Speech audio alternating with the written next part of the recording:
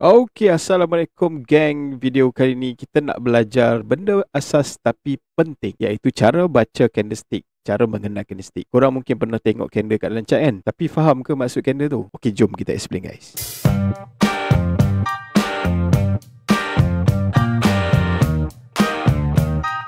Okey, macam mana kita nak kenal candle? First kali kita akan tengok dekat slide ni dulu guys. Perkara pertama yang kita kena kenal adalah berkenaan dengan OHLC. Apa itu OHLC? Ia adalah open, high, low, close. O stand for open, H stand for high, L stand for low, C stand for close. That's why kita panggil dia OHLC. Okay? First kali sebelum kita ke topik ataupun mengenal cara OHLC bekerja, first kali kita kena kenal dulu. Candle hijau ataupun candle biru membawa maksud harga menaik ataupun kita panggil dia bullish candle. Candle merah adalah mewakili harga yang menurun. Harga yang sedang menurun, membuat penurunan, kita panggil dia adalah candle bearish ataupun dia warna merah lah. So macam mana OHLC ni bekerja? Untuk candle bullish ataupun candle menaik, candle biru, candle hijau, kita akan tengok dia bermula di kawasan open. Dia akan bermula di sini. Dia turun bawah, dia buat low. Low ni bermaksud harga terendah yang candle biru ni ataupun candle bullish ni pernah sampai, dan dia membuat kenaikan sampai ke kawasan high. Itu bermaksud harga tertinggi yang candle bullish ni pernah sampai, dan dia akan tutup di sini. Berapa lama dia nak tutup tu? Berapa lama dia nak tutup? Depend kepada time frame. Contoh time frame tu adalah time frame 5 minit. Bermaksud candle ini akan naik, buat low dan high dan tutup selepas 5 minit candle itu bermula. Okey, untuk candle merah pula sama juga. Kalau kita ambil di time frame 5 minit, bermaksud dia akan tutup dalam masa 5 minit. Jadi kita nak tengok OHLC untuk candle bearish bermula di mana? So untuk candle bearish, permulaan open dia adalah di atas. Dia berbanding dengan candle bullish. Candle bullish open dia di bawah sebab sifat dia menaik. Untuk bearish ataupun candle merah, harga menurun, jadi open dia haruslah di atas. Di atas dan turun ke bawah untuk close. Sama juga konsep dia. Open, kalau dia naik atas macam ni, dia buat shadow. High ni adalah harga tertinggi yang candle bearish ni pernah sampai, dan low di bawah ni adalah candle harga terendah candle merah ni pernah sampai, dan close dia di sini lepas 5 minit. Contoh sebab kita ambil contoh 5 minit. Okey, seterusnya kita akan mengenal jenis-jenis candle. Doji candlestick. Yang bentuk macam ni, huruf T ni kan. Dia buat high, dia buat low, dia open dan dia close kat sini. Korang boleh nampak. Sama juga macam konsep OHLC tadi. Sifat doji adalah ketidaktentuan harga. Ketidaktentuan harga menandakan pasaran tidak ada keputusan untuk bergerak ke arah mana. Itu adalah sifat candle doji.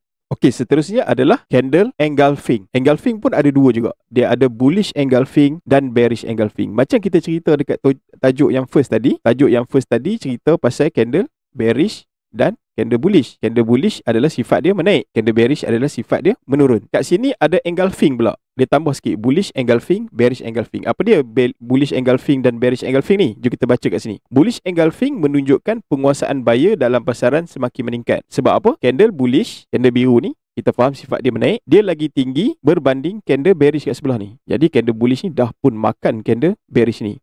So itu menunjukkan penguasaan buyer dalam pasaran semakin meningkat. Ini yang dikatakan penguasaan buyer ni. Kita tengok pula bearish engulfing. Bearish engulfing kita faham bearish maksud dia menurun. Jadi kat sini bearish engulfing bermaksud menunjukkan penguasaan seller sedang berada dalam pasaran. Kenapa? Sebab kita tengok dekat sini candle merah panjang dan telah pun menelan candle biru ataupun candle bullish. Engulfing ni juga adalah signal awal penguasaan sesuatu trend dan juga boleh dijadikan kawasan untuk meletak entry.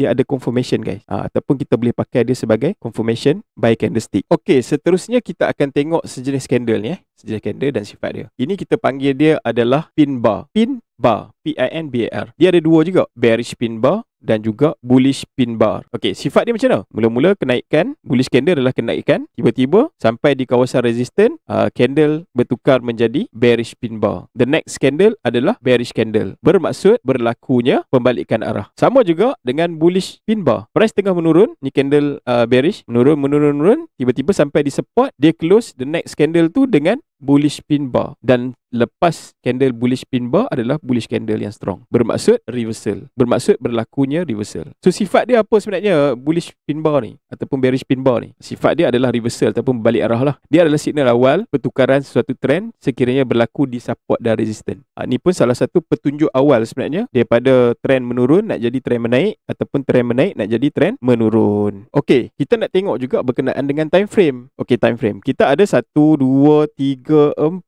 5 6. Sebenarnya ada lagi, ada 7, 8. Okey, dia ada M1 adalah untuk satu candle siap dalam masa 1 minit. Itu bermaksud M1. M5 bermaksud satu candle siap dalam masa 5 minit. M15 satu candle siap dalam masa 15 minit. M30 satu candle siap dalam masa 30 minit. H1 bermaksud satu candle siap dalam masa 1 jam. H4 ataupun H4 satu candle siap dalam masa 4 jam. Time frame mana yang kita tengok, candle tu akan siap berdasarkan time frame tu. Contoh kita tengok L15, bermaksud candle tu akan bertukar daripada candle 1 ke candle 2 dalam masa 15 minit. Dia akan close dalam masa 15 minit. Sama juga macam yang lain-lain. Dia 30 minit, 15 minit, 1 jam, 4 jam. Kita ada juga time frame daily, satu hari bertutup, dan kita ada juga time frame weekly yang mana dia akan tutup dalam masa seminggu. Okey, selalunya technical analysis berlaku di time frame yang besar dan juga mengikut pairing dia. H4, M15 dan M5. Ini adalah pairing time frame. H1, M5, M1. Apa dia maksud dia ni? Time frame H4 adalah tempat untuk membuat technical analysis. Time frame M15 adalah tempat mencari confirmation dan time frame M5 adalah untuk mencari entry. Sama juga sekiranya technical analysis berlaku di time frame H1, maka M5 digunakan sebagai time frame untuk mencari confirmation dan M1 digunakan sebagai tempat kita entry. Okey, lepas ni bila korang tengok chart je, korang dah tak blur lagi lah. Dalam next video kita akan belajar tentang support dan resistance. Ini tajuk best guys. Tempat paling best untuk kita cari entry. Okey guys, jangan lupa subscribe, tekan loceng tu. Kita jumpa di next video guys. Assalamualaikum.